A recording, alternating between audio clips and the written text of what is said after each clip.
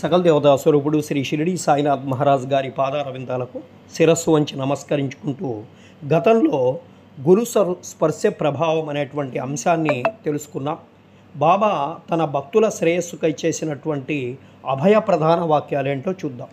నా భక్తుని ఇంటిలో అన్న వస్త్రాలకు ఎప్పుడూ లోటుండదు. నాయందే మనస్సు నిలిపి భక్తి శ్రద్ధలతో మనఃపూర్వకంగా నన్నే ఆరాధించిన వారి యొక్క యోగక్షేమాలు నేను చూస్తాను. ప్రపంచంలో కీర్తి ప్రతిష్టలకు పాకులాడటమాని దైవం యొక్క దర్బారులో మన్ననలు పొందుటకు భగవంతుని కరుణా కటాక్షములు సంపాదించుటకు ప్రయత్నించుము.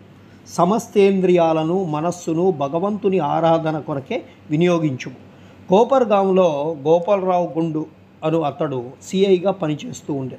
అతడు బాబాకు గొప్ప భక్తుడు. అతనికి 3 భార్యలు ఉన్నప్పటికీ సంతానం కలగలేదు. శ్రీ సాయి ఆశీర్వాదంతో అతనికి ఒక కుమారుడు పుడతాడు. ఆ ఆనంద సమయంలో ఉరుసు ఉత్సవం నిర్వహించడానికి అతనికి ఆలోచన వస్తుంది.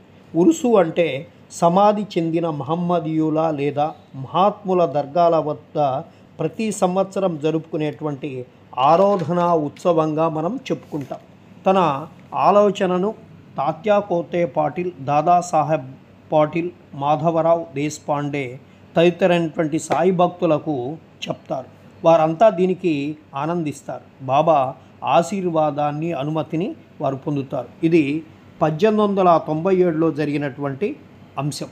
ఉరుసు ఉత్సవం జరుపుకోవడానికి వీరు జిల్లా కలెక్టర్ అనుమతికై దరఖాస్తు చేసుకుంటారు. దానిపై ఏదో కులకర్ణి కారణం వ్యతిరేకంగా చెప్పడం వల్ల అనుమతి నిరాకరిస్తారు. కానీ బాబా ఆశీర్వదించి ఉండడం వల్ల మరలా వాళ్ళు దరఖాస్తు చేసుకుంటారు. వెంటనే కలెక్టర్ గారు ఈ ఉరుసు ఉత్సవానికి అనుమతి ఇవ్వడం